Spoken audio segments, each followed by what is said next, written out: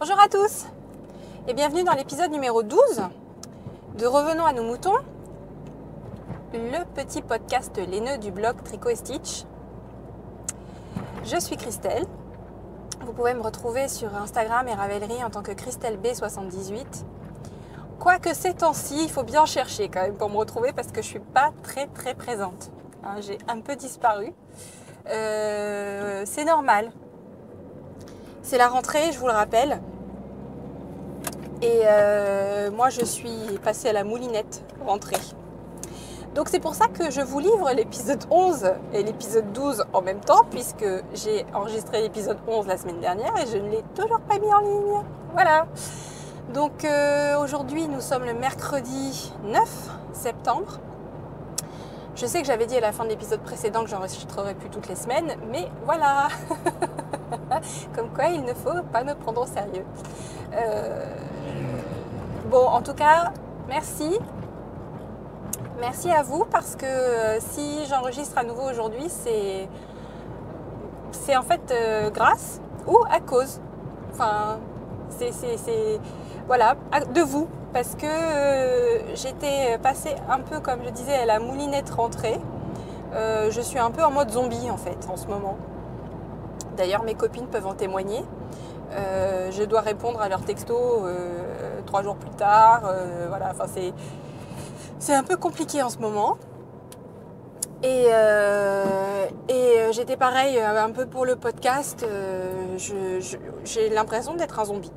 Donc, et puis, bon, hier, j'ai quand même eu une arrivée massive de laine dans le courrier qui m'a fait un électrochoc au cerveau et hop, j'ai mis un truc sur Instagram.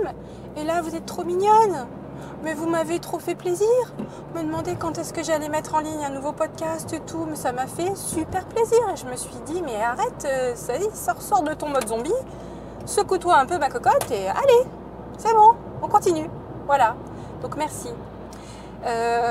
Pour ceux qui commenceraient à m'écouter aujourd'hui, ne vous inquiétez pas, c'est normal, c'est le tour du podcast, c'est un peu barré. Voilà, merci beaucoup de venir. J'espère que vous allez rester malgré cette introduction un peu bizarroïde. Et si vous m'écoutez depuis plus longtemps, vous commencez à me connaître et je vous fais plein de gros bisous parce que vous êtes trop cool. Voilà. Alors, comme souvent quand je suis très fatiguée, je suis en mode zombie sur les réalisations, mais pas dans ma tête. Dans ma tête, ça ne s'arrête jamais. Je suis tout le temps en train de réfléchir. Bon, alors, la fatigue fait que j'ai sérieusement pensé à faire comme si l'épisode 11 n'avait jamais existé et à ne jamais vous parler de la Caston Party du 1er octobre. Parce que là, en ce moment, rien que l'idée de faire une pelote avec mon système, là, ça me fatigue. Ça me fatigue la tête. Donc, mais non. Coup de pied virtuel au derrière et je vais la faire cette Caston Party. Alors, je vais peut-être pas monter les mailles pour tout ce que je vous ai dit la dernière fois. Surtout que la dernière fois, j'en ai oublié quand même un dans les cals mystères dont je vous ai parlé, qui est le cal de Bounitz, qui commence également le 1er octobre et qui s'appelle Do You Voodoo with Boo ou un truc comme ça. Que des trucs en ou. Et voilà, donc ça faisait 4 trucs que je voulais, pour lesquels je voulais monter les mailles le 1er octobre. J'en ferai peut-être pas 4. Je ferai de façon sûre et certaine le cal Audrey, parce que c'est un peu moi qui l'organise.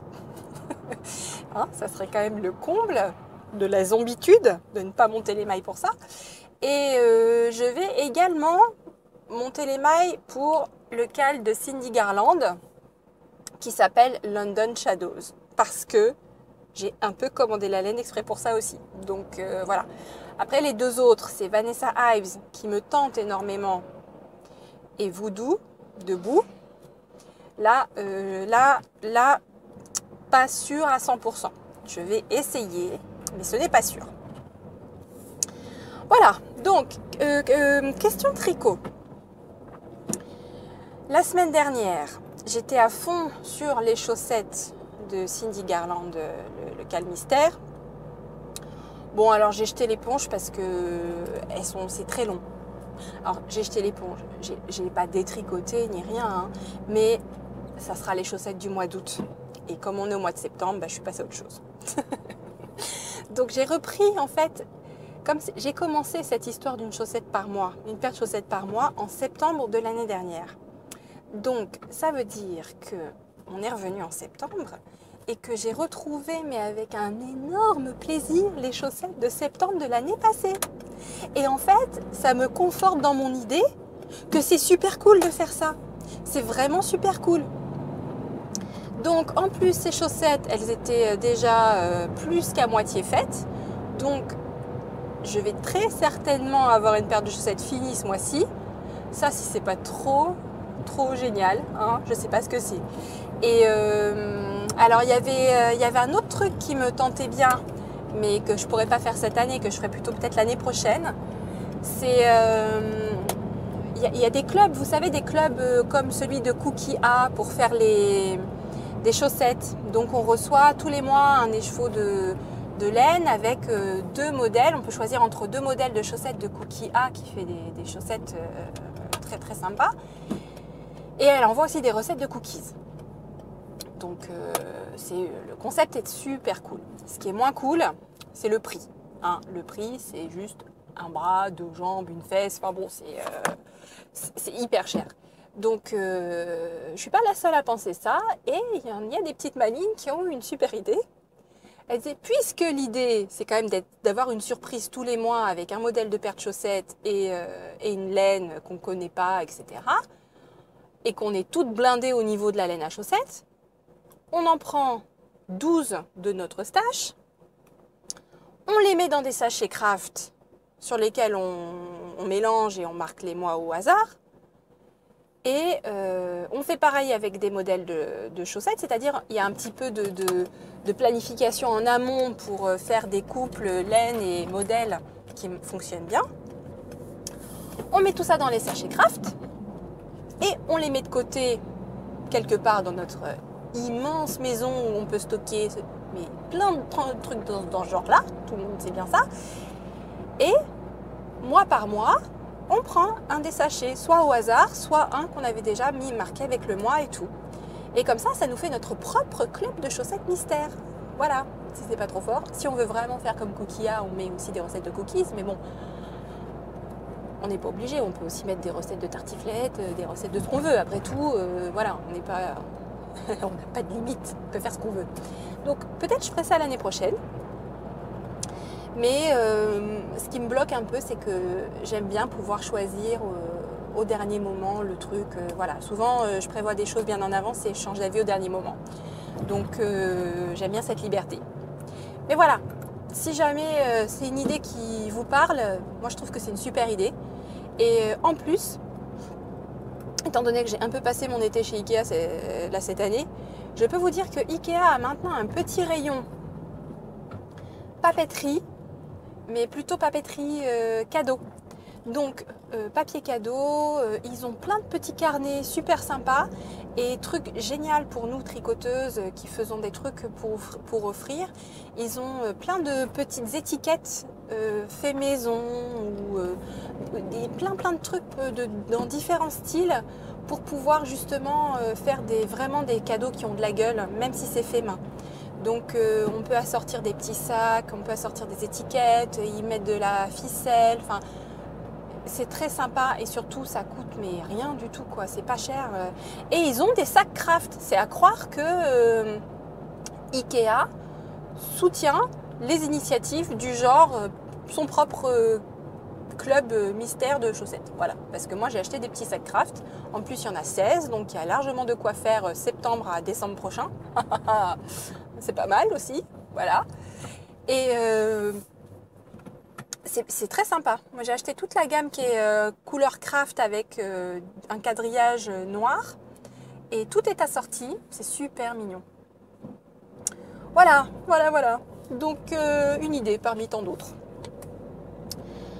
Alors je vous parlais de ça puisque je vous disais que j'avais retrouvé avec plaisir mes chaussettes du mois de septembre qui sont dans une couleur automnale que j'adore. Le modèle c'est Vanilla Latte Socks, donc simplissime, il y avait quand même un tout petit peu de texture mais vraiment très très facile à tricoter devant la télé et tout, super cool. Et la laine est très retordue, donc ça fait un... Même si c'est quasiment que du jersey, c'est un très beau jersey. Donc j'adore cette paire de chaussettes et j'adore cette laine. C'était une Yarn Box. La seule Yarn Box où j'ai eu de la laine à chaussettes auto-rayante. Hein, et c'était au tout début, quand c'était encore notre lune de miel avec Yarn Box. Donc voilà.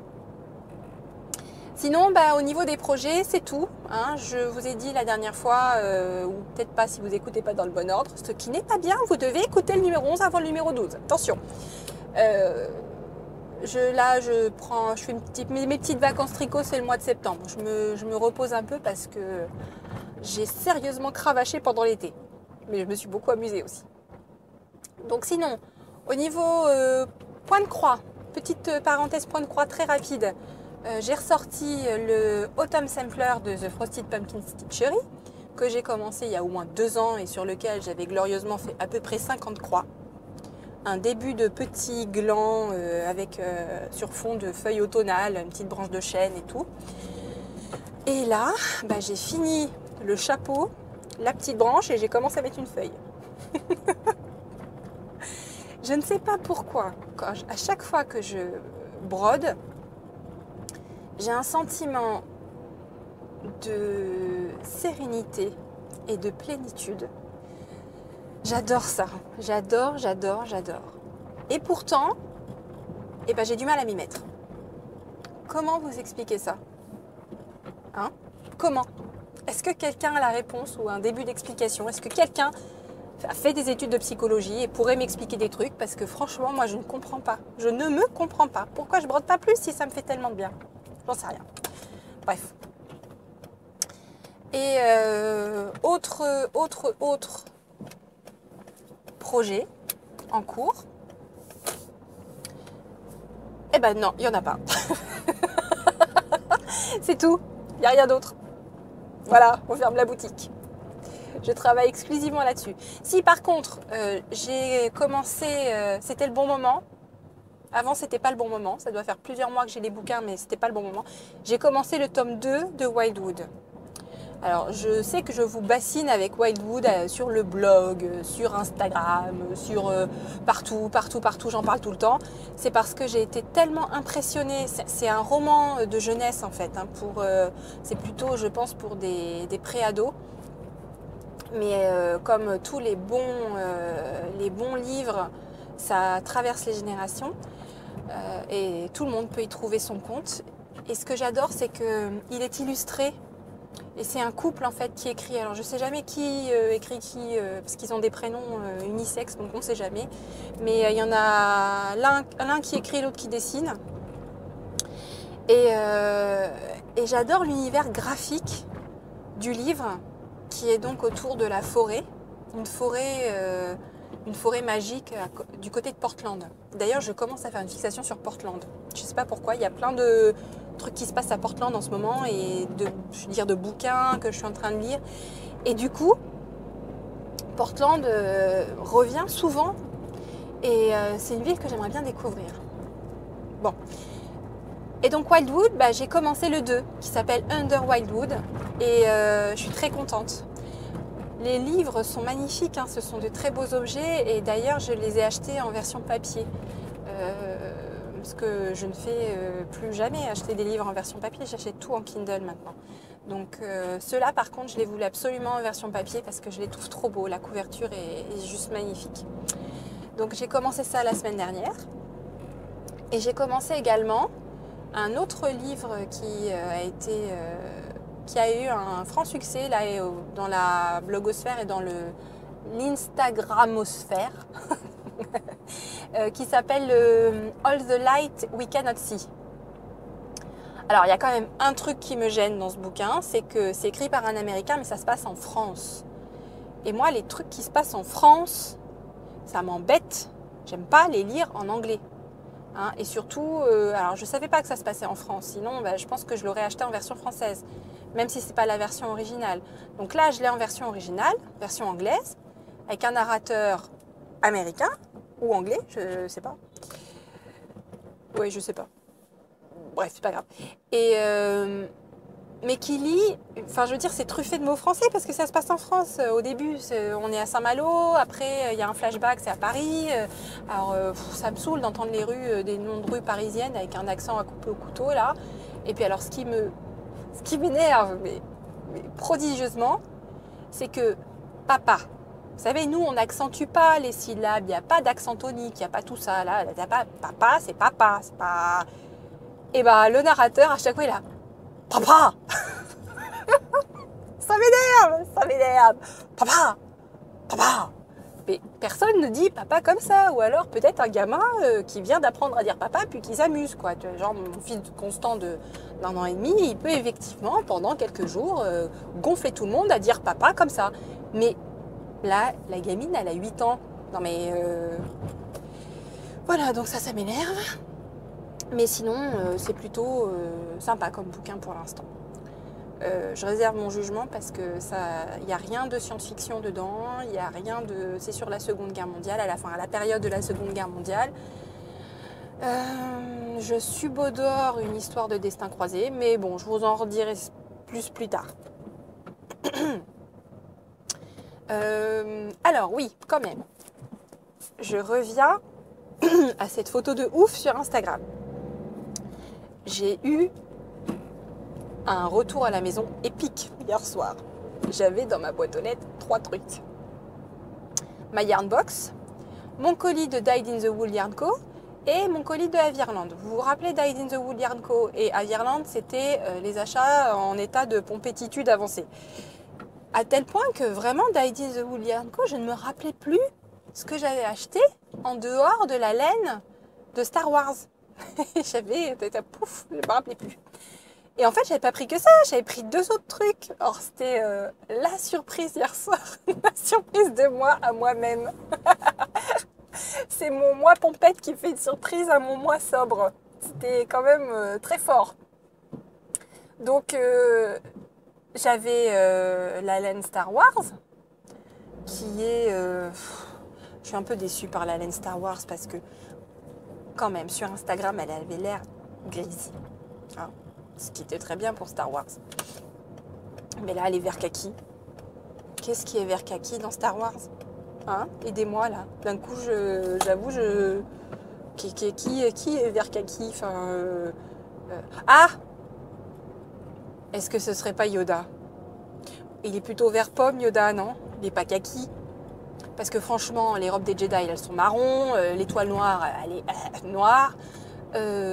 C'est quoi le truc avec le kaki là? C'est Endor peut-être? C'est les arbres, les feuilles des arbres? Ça m'énerve. Bon, c'est comme ça. Faudra que je me répète quand même dans ma tête, c'est Star Wars, c'est Star Wars, c'est Star Wars. Parce que c'est l'Empire contre-attaque. Et ça commence quand même par la planète Hoth, qui est la planète des glaces. Et là, on fait un petit clin d'œil. Parce que c'était quand même très fort. Et après, non, il n'y a pas de... Bon, si vous pensez à un truc majeur dans l'Empire contre-attaque, qui soit kaki et qui explique la couleur de la laine, je vous en prie, dites-moi. Parce que là, franchement, je ne sais plus. Bref, et en tout cas, ce que j'ai pris à côté, c'est un petit set de 8 mini écheveaux High Glow, donc fluo. Ils sont super beaux. Donc, je suis très inspirée par les mini-sets des chevaux. Ça me donne envie de créer des choses. Et j'ai pris une autre laine bariolée. Et là, elle est écrue avec des touches de fluo, de violet. Et elle s'appelle Goblin Guts. Alors pour celles qui ne parleraient pas anglais, Goblin Guts, c'est assez dégueu, ça veut dire entrailles de gobelin. Ouais. Je sais plus où est-ce que j'avais vu aussi une laine qui s'appelait Zombie Farts. Je crois que c'est chez eux, hein. Zombie Farts, c'est des pets de zombies. J'avais dû me retenir sur ce coup-là parce que quand même, autant j'aime bien être inspirée par les noms, mais là c'était un poil trop loin. Là, c'était ouais. Mais c'est rigolo quand même. Hein. Donc ça c'est Dyed in the Wool Yarn Co. Ensuite Yarnbox. Alors moi j'ai des copines qui sont maudites. Yarnbox, il y a comment dire eh ben voilà, je trouve plus bon mot. Je ne sais plus. Ah, la curse. Là, c'est bon. Elles sont maudites. Voilà. Parce que ma copine Céline, elle reçoit tout le temps du vert, alors qu'elle n'aime pas le vert. Et je pense que c'est Nadège qui reçoit tout le temps du violet. Enfin bon, elles ont tout le temps des couleurs pareilles. D'un autre côté, j'ai Laetitia qui, elle, est plutôt souvent contente de ces couleurs. Moi, c'est au milieu. J'ai des couleurs qui ne me plaisent pas forcément beaucoup, mais dont j'arrive à faire des choses parce que ça me sort de ma zone de confort et du coup, c'est des couleurs que j'aurais jamais choisies spontanément. Et ça fait du bien quand même d'avoir des couleurs comme ça dans le stock parce que ça permet de faire des combinaisons de couleurs un peu plus importantes. Donc là, moi j'ai du bleu marine. Bleu marine, semi-solide, bon la laine est plutôt sympa, rien à dire, ça s'appelle Rain City Knits, la marque, et ça vient du Canada, Vancouver. J'en ferai des trucs sympas, enfin je l'ai mise par exemple à côté des mini fluo. Et l'association des deux était sympa, donc je pense que je trouverai à en faire des, oui, sans problème. Et dernier achat, Avirland, ma chouchoute, vous savez.